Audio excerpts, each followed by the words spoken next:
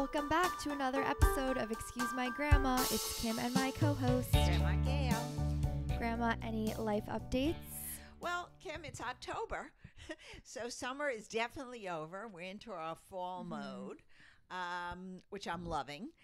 The weather's been really nice except for this weekend, so I've done a lot of walking around the city, going into the museums a little bit, a lot of nice new shows at the Met. And I enjoyed that, and some really nice lunches and dinners back in our wonderful fair city of New York. So it's been really very nice. Yeah, city, like, fall always has really good vibes, and I feel like especially with dating, you know, people are like ready to get back into it, meet new people. And I also like all the outside streets that have become almost like pedestrian malls where they've set up, especially in your neighborhood in Nomad, they have all these tables. And you love Nomad. I love Nomad. I think Nomad is, first, I always tell people like, oh, I live in Chelsea or I live in Flatiron, but I guess it is really Nomad. And they have all the tables and little chairs outside the little restaurants, and I like that. So you can sit, and they have, actually the other day when I left your area at about 5 o'clock after filming something, they had all kinds of musicians out there. So it was so much fun. I was listening to them for a while. It's like having a little city within a couple of blocks,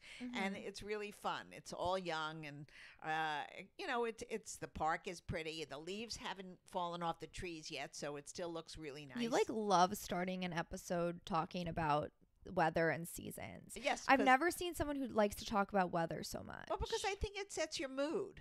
I think when it's fall, you sort of feel like things are not ending. They're just having, it's like the end of summer. It's the beginning of a new season. For those who don't know, it's like Rosh Hashanah and Yom Kippur, which is kind of like the Jewish New Year, where you're supposed to like think about your thoughts. Think about but like your sins that you've done for the last year.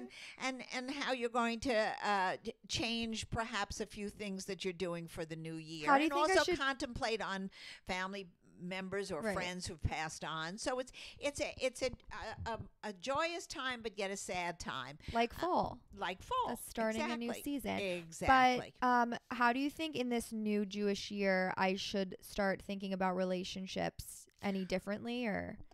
Well, you and I can't talk about this relationships too much because we sort of don't agree. I think now you're into a new season and you should think about relationships just the way you do. I mean, I honestly wouldn't waste any time on relationships that aren't working and move forward onto new relationships. That's just the way I think it is.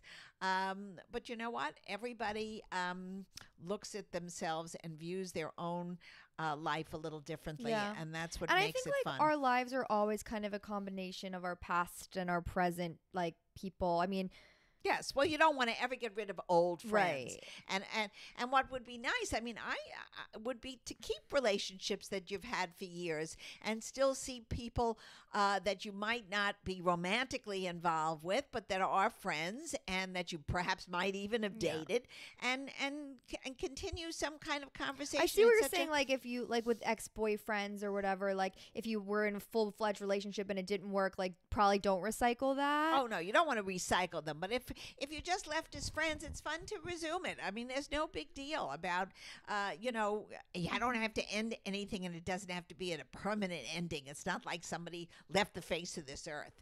But I'll tell you, the thing that I'm most excited about is that we're going to be on QVC Live. I don't know if that's something that you want to talk about yet, Kim, but we have to tell our viewers. You're excited, so let's talk about it. Yeah, I'm very excited. I'm very excited because it's an opportunity to be on actual television. Right. And let's just explain to people exactly, like, we have this podcast, we have our videos on TikTok and Instagram, where we work with a lot of great brands for like sponsored posts, but we definitely want to bring Excuse My Grandma to like a new level in media and start doing like other opportunities and entertainment. So to go on QVC and kind of go on one of their live shopping shows where we're going to talk about fashion and kind of be like personalities on this show. Yeah, we're not selling anything. We're just going to be ourselves, which is sort of fun. And it's in Philadelphia, their studio, so we're doing like a road trip. Yeah. Road trip. Oh, we should definitely vlog our trip there. Oh, we have to take pictures because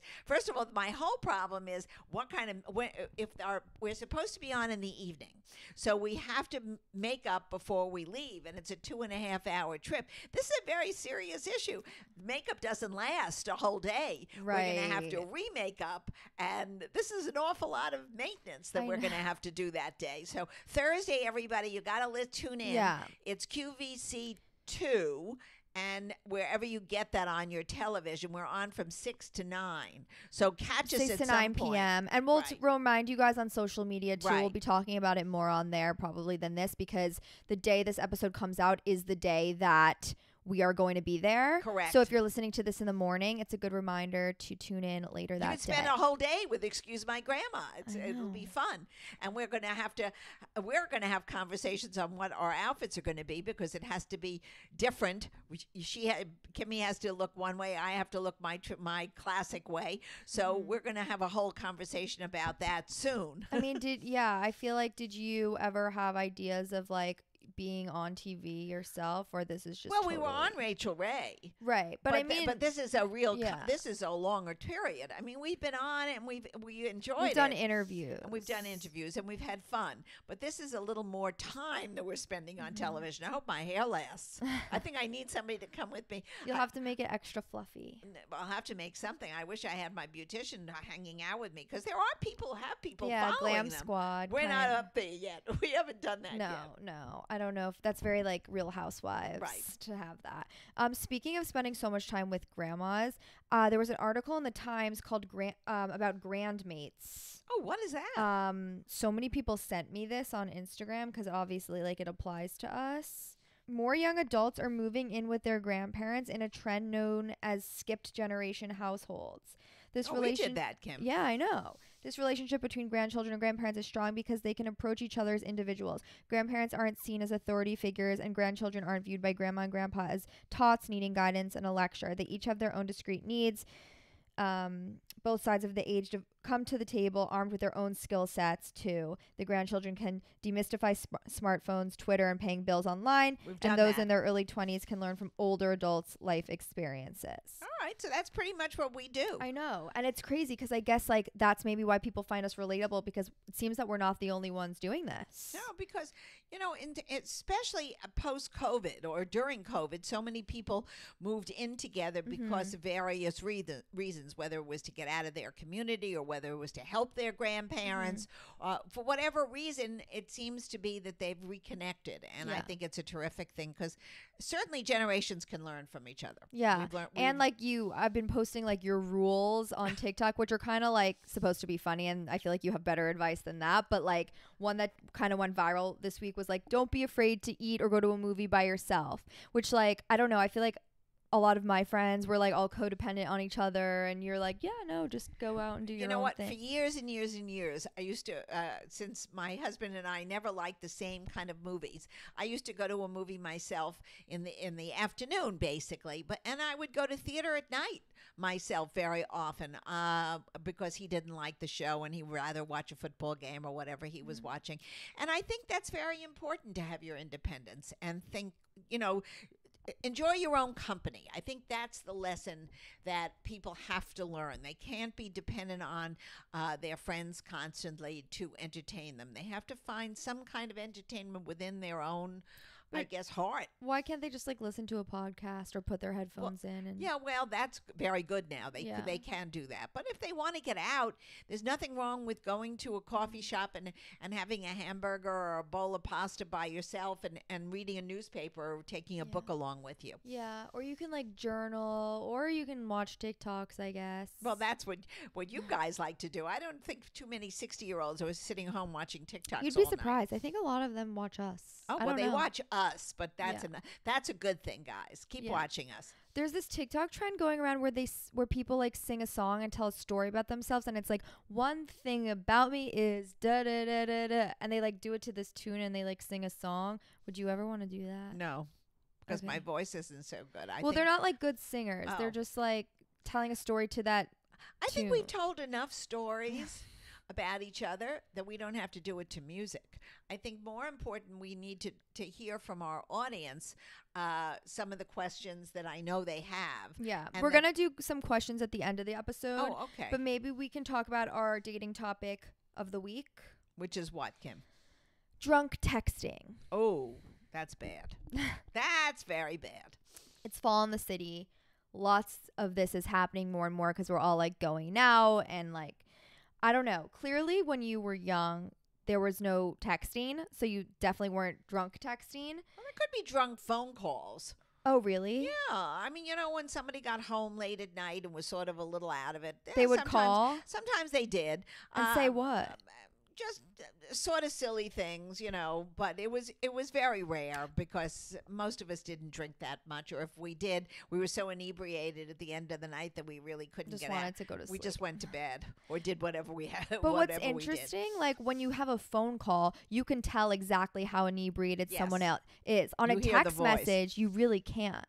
So it depends. Like sometimes a text message will come in and it's like slurred words. Like I've seen this on my friend's phone. Guys will be like, want to meet up, but it's like everything is spelled wrong and it's like either that or they're very stupid. No. It's like pretty clear. But sometimes you don't. If they're just like, hey, where are you? Or like, should we meet out or whatever? Like you don't.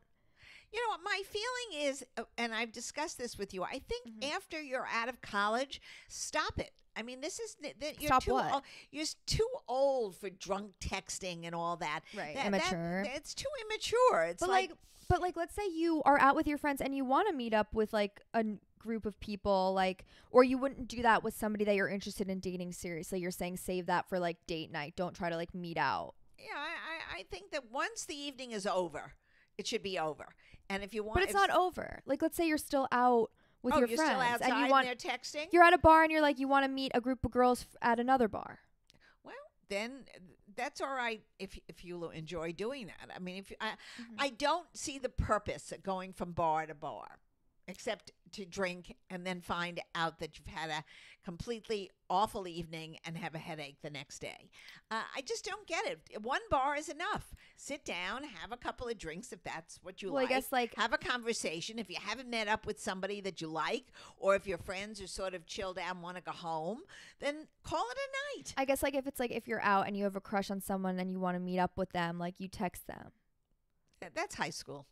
Yeah. But I mean, I see really what you're saying, but I'm telling you that it happens. I'm sure that happens. Even when you're older. I'm sure it happens, but I think nothing good will come of that. Right. And do you think that let's say you're drunk texting with someone and it's not to try to meet up. It's just you're talking. Well, do you think is drunk words sober thoughts, or would you not trust anything said over text messages if you know the person's intoxicated? I would absolutely not trust anything because somebody really isn't thinking clearly, right? Or when they're doing that kind of things. Or sometimes they say things that they wouldn't normally say.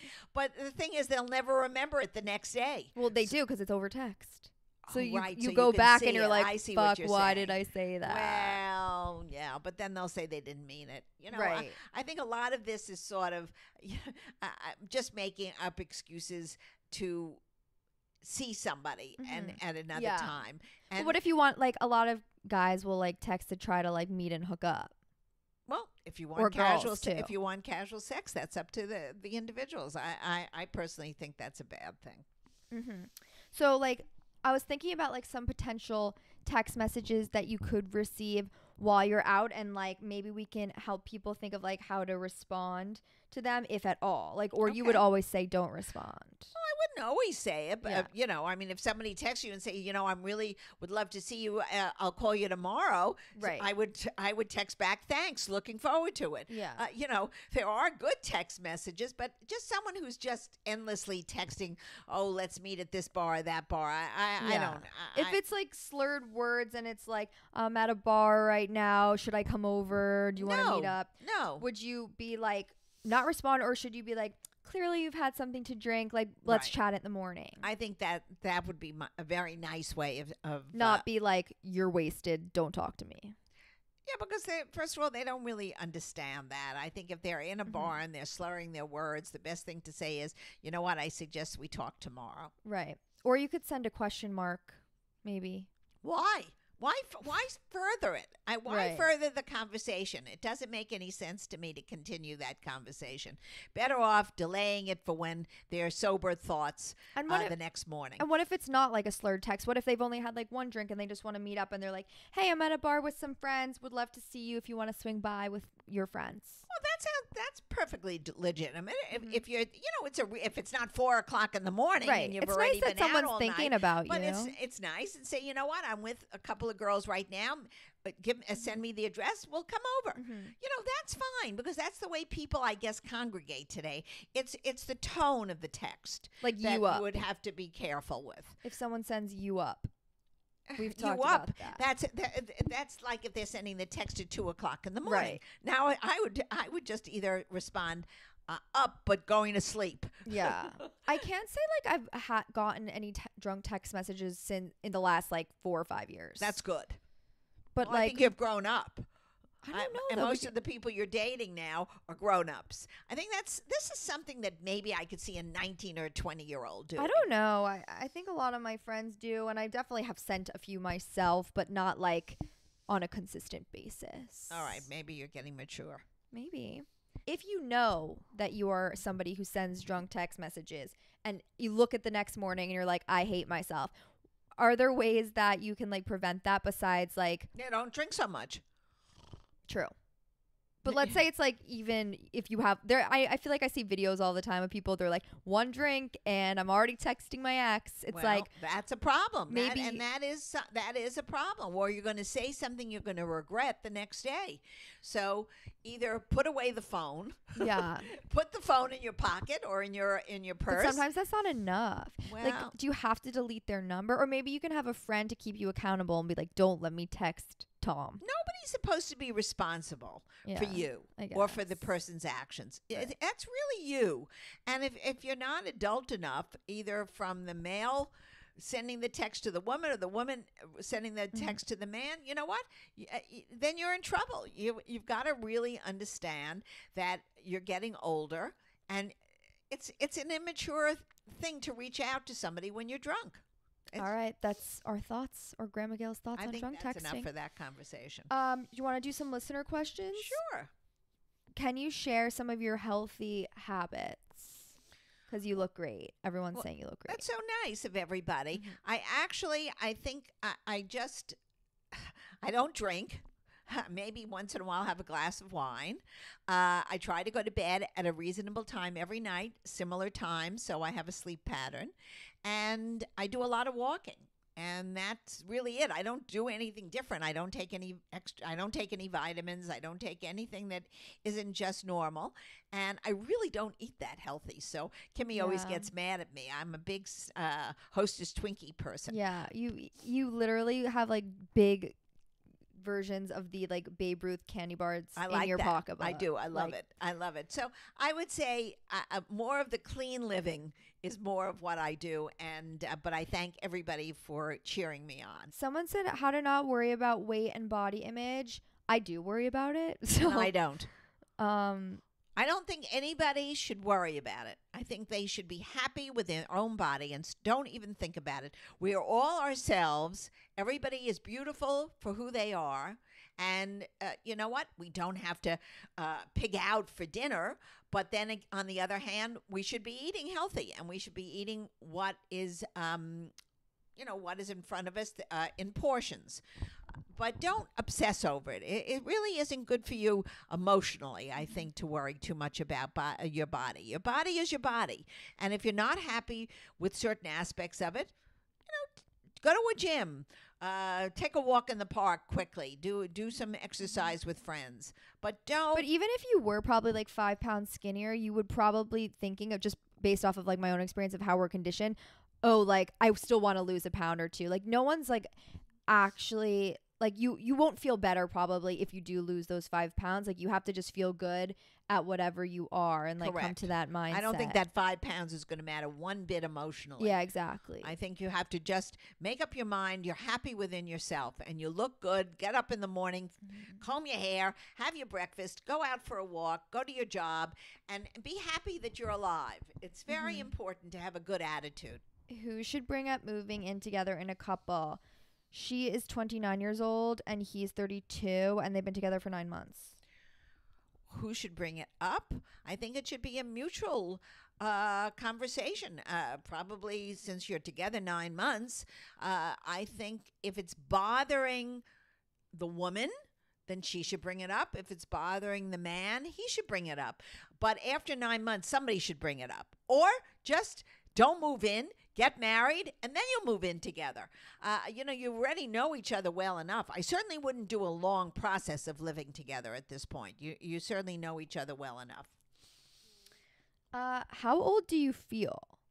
How old do I feel? Are they asking me and specifically or you, Kim? Probably you, but we can both answer it. I don't know. I feel like I'm an adult. I don't age is something that I really never think about.